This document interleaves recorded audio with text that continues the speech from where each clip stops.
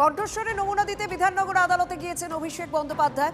DJ মামলায় কণ্ঠস্বরের নমুনা তাকে দিতেই হতো আজ, কারণ 11টা থেকে 12টার মধ্যে ডেডলাইন দিয়ে দেওয়া হয়েছিল আদালতের পক্ষ থেকে। কিন্তু এখনো আদালতের অভ্যন্তর থেকে সূত্র মারফত কি খবর আসছে, আমাদের প্রতিনিধি সুপ্রিয় সেখানে রয়েছে। সুপ্রিয়র কাছে সেই আপডেট দেবো। সুপ্রিয়, শেষ পর্যন্ত আদালতের দুদকে তো আজকে গেলেন অভিষেক বন্দ্যোপাধ্যায় কণ্ঠস্বরের নমুনা দিতে। তো এখনো পর্যন্ত তোমার কাছে কি আপডেট রয়েছে, সূত্র মারফত কি খবর পাচ্ছ, কতক্ষণ লাগতে পারে আর এই নমুনা দেওয়ার জন্য? তিনি কি শুধুমাত্র নমুনা দিচ্ছেন, না তাকে আজকে আদালতে হাজিরাও দিতে হবে, সেই সংক্রান্ত কি আপডেট রয়েছে তোমার কাছে? দেখো, এখনো পর্যন্ত আমরা যেটা জানতে পারছি যে নমুনা দেওয়ার, ভয়েস স্যাম্পল দেওয়ার যে প্রক্রিয়া, সেটা কিন্তু একেবারে শেষের পথে।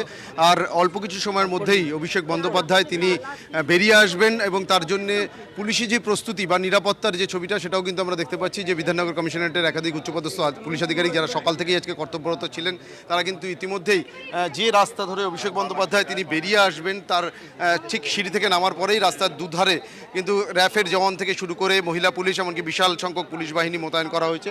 এবং এই রাস্তা ধরে এগিয়ে আসার পরে যে জায়গা ছবি দেখতে পাচ্ছ, আমার ক্যামেরা পার্সন গৌরব দেখাচ্ছে, সেখান থেকে কিছুটা এগিয়ে আসার পরেই কিন্তু একেবারে রাস্তার সামনেই অভিষেক বন্দ্যোপাধ্যায়ের যে গাড়ি, সেই গাড়ি দাঁড়িয়ে রয়েছে। এমনকি তৃণমূল কংগ্রেস বেশ কিছু কর্মী, তৃণমূল যুব কংগ্রেসের বেশ কিছু কর্মী সমর্থক, তাদেরও আমরা দেখতে পাচ্ছি, তারাও এসে উপস্থিত হয়েছেন। তবে পুলিশের তরফ থেকে কিন্তু বিশেষভাবে নজর রাখা হচ্ছে, অর্থাৎ অভিষেক বন্দ্যোপাধ্যায় আদালত চত্বরে প্রবেশ করার সময় যেমন সুশৃঙ্খলভাবে তাকে ভেতরে প্রবেশ করানো হয়েছিল বা পৌঁছে দেওয়া হয়েছিল, ঠিক একইভাবে যাতে তিনি বেরিয়ে আসতে পারেন, কোনো রকম কোনো অপ্রীতিকর পরিস্থিতি তৈরি না হয়, সেদিকে কিন্তু পুলিশের তরফ থেকে নজর রাখা হচ্ছে। এবং কিছু সময়ের মধ্যেই তিনি বেরিয়ে আসবেন।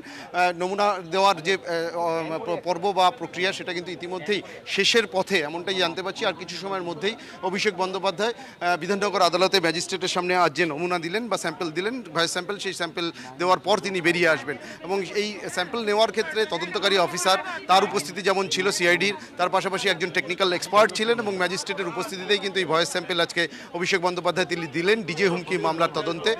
এর আগে দুবার তাকে ভয়েস স্যাম্পল দেওয়ার জন্য আদালতের তরফ থেকে নোটিশ দেওয়া হয়েছিল সিআইডির আবেদনের পরিপ্রেক্ষিতে, কিন্তু তিনি হাজিরা দেননি বা ভয়েস স্যাম্পল দেওয়ার জন্য উপস্থিত হননি। এবং তার পরবর্তীতে তিনি কলকাতা হাইকোর্টের দ্বারস্থ হয়েছিলেন, এবং কলকাতা হাইকোর্টের একেবারে নির্দেশের পরেই আমরা যেটা দেখলাম যে আজ বেলা 12টার মধ্যে তাকে হাজির হওয়ার নির্দেশ দেওয়া হয়েছিল, এবং সেই নির্ধারিত সময়ের 10 মিনিট আগে তিনি বিধাননগর আদালতে এসে পৌঁছন, এবং তারপরেই তিনি ভেতরে যান। প্রথমে কিছু পেপার ওয়ার্কস বা লিগাল কিছু প্রসিডিওর থাকে, সেই প্রক্রিয়া সম্পন্ন করার পরেই শুরু হয় এদিনের ভয়েস স্যাম্পল নেওয়ার যে প্রক্রিয়া। সেই প্রক্রিয়া এক প্রকার শেষের পথে আমরা জানতে পারছি, আর অল্প কিছু সময়ের মধ্যেই অভিষেক বন্দ্যোপাধ্যায় বেরিয়ে আসবেন, সেই অপেক্ষাই কিন্তু এখন রয়েছে। এবং তার জন্য নিরাপত্তার যে প্রস্তুতি ছবি, সেটাও আমরা দেখতে পাচ্ছি। তবে এই যে আজকে তার ভয়েস স্যাম্পল নেওয়া হচ্ছে বা কণ্ঠস্বরের নমুনা তিনি দিলেন, সেই স্যাম্পল কিন্তু পরবর্তীতে ফরেন্সিক এক্সপার্টদের দ্বারা এক্সামিন করানো হবে। তার কারণ এই যে ডিজে হুমকির যে তদন্ত, সেই তদন্ত শুরু করার পর সিআইডির তরফ থেকে যেটা আমরা জানতে পেরেছিলাম যে বিভিন্ন নির্বাচনী পর্বে বিভিন্ন প্রচার মঞ্চে গিয়ে তিনি যে নজর রাখো, আমরা সেই ছবি দেখছি। আর কিছুক্ষণের মধ্যে অভিষেক বন্দ্যোপাধ্যায় তিনি বেরিয়ে আসবেন, এবং এই মুহূর্তে পুলিশের একটা লক্ষ্য রয়েছে, যেভাবে পুলিশে ঘেরাটোপে অভিষেক বন্দ্যোপাধ্যায়কে ঢোকানো হয়েছে আদালত চত্বরে, ঠিক একই নিরাপত্তা দিয়ে তাকে বের করে আনতে হবে, কারণ সেটাই হাইকোর্টের নির্দেশ রয়েছে যে সঠিক নিরাপত্তা দিতে হবে তৃণমূলের সাংসদ অভিষেক বন্দ্যোপাধ্যায়কে। এবং এই মুহূর্তে আরও বেশ কিছু আপডেট আমরা নেব আমাদের অপর প্রতিনিধি সুশোভনের কাছ থেকে। সুশোভন, তোমার কাছে এই মুহূর্তে কি খবর রয়েছে? কারণ দুবার নোটিশ দেওয়া হয়েছিল তাকে হাজিরা দেওয়ার জন্য, কিন্তু দুবারই অনুপস্থিত ছিলেন। অবশেষে আমরা দেখলাম যে রীতিমতো চাপে পড়েই আজ যে তিনি নমুনা দিতে এলেন। কিন্তু তোমার কাছে একটু প্রেক্ষিতটা জানতে চাইবো যে কেন তিনি ভয় পাচ্ছিলেন, কেন তিনি এড়িয়ে যাওয়ার চেষ্টা করছিলেন কণ্ঠস্বরের নমুনা দিতে, এবং সাম্প্রতিক ইতিহাসে সুজয় কৃষ্ণ ভদ্র যে একই রকম একটা ঘটনা করেছিল, কেন তার সঙ্গে নামটা জড়াচ্ছে অভিষেকের? সুশোভন।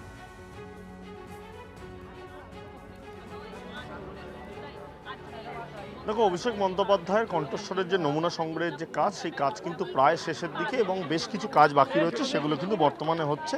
আর বেশি সময় দীর্ঘায়িত হবে না, তার মধ্যে অভিষেক বন্দ্যোপাধ্যায় বেরিয়ে আসবেন। কিন্তু তুমি জানো যে অভিষেক বন্দ্যোপাধ্যায় তিনি কিন্তু হাইকোর্টের নির্দেশে আজকে উপস্থিত হয়েছেন।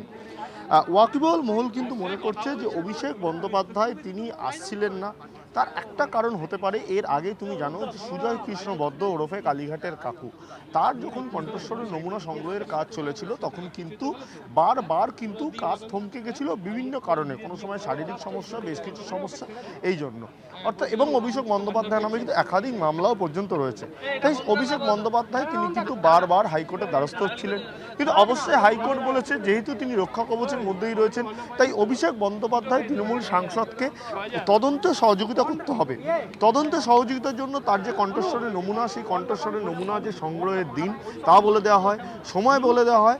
আর এইগুলোই নিয়ে দেখা যায় যে আজকে ঠিক 11:49 অর্থাৎ হাইকোর্টের বেঁধে দেওয়া যে নির্ধারিত সময় তার ঠিক 11 মিনিট আগেই অভিষেক বন্দ্যোপাধ্যায় তিনি চলে আসেন এবং চলে এসে যে কণ্ঠস্বরের নমুনা, সেই নমুনা সংগ্রহের জন্য তিনি সহযোগিতার হাত বাড়িয়ে দেন। এবং তারপর দেখা যায় যে ঠিক 12টার পর থেকে কিন্তু এই কাজ শুরু হয়। মূলত একজন ফরেন্সিক এক্সপার্ট, তদন্তকারী অফিসার ও ম্যাজিস্ট্রেটের উপস্থিতিতেই কিন্তু এই যে কণ্ঠস্বরের নমুনা তা সংগ্রহ করা হয়। মূলত দেখো, কণ্ঠস্বরের নমুনা সংগ্রহের সময় কিন্তু যে বক্তব্যগুলো থাকে সেই বক্তব্যগুলো একেবারে খুব হাই স্পিচ বা উচ্চ স্বরে বলতে হয় এবং সেগুলো রেকর্ড করে নেওয়া হয় এবং সেই রেকর্ড করার পরই কিন্তু পরবর্তীকালে এগুলো আমার সহকর্মী সুপ্রিয় যেমন বলছিল যে একেবারে ফরেন্সিকে পাঠানো হয়, তারপর কিন্তু পরবর্তী তদন্ত এগিয়ে নিয়ে যাওয়া যায়। এটা হলো প্রক্রিয়া। অর্থাৎ এই প্রক্রিয়া কোথাও দাঁড়িয়ে গেছিল বা থমকে গেছিল। তদন্তকারী অফিসাররা মনে করছিলেন দরকার, তাই বারবার হাইকোর্টের দ্বারস্থ হচ্ছিলেন। পরিস্থিতির দিকে নজর রাখো সুপ্রিয়, আমাদের প্রতিনিধি আদালত চত্বরেই রয়েছে, সেও প্রত্যেকটা মুহূর্তের আপডেট দেবে আপনাদেরকে। অভিষেকের কণ্ঠস্বরের নমুনা পরীক্ষা প্রায় শেষের পথে, নমুনা সংগ্রহের পর তা ফরেনসিক পরীক্ষার জন্য পাঠানো হবে, তা আমাদের প্রত্যেকেরই জানা। তবে বেরোনোর সময় ছবি অবশ্যই আপনাদের সামনে তুলে ধরবো অভিষেকের।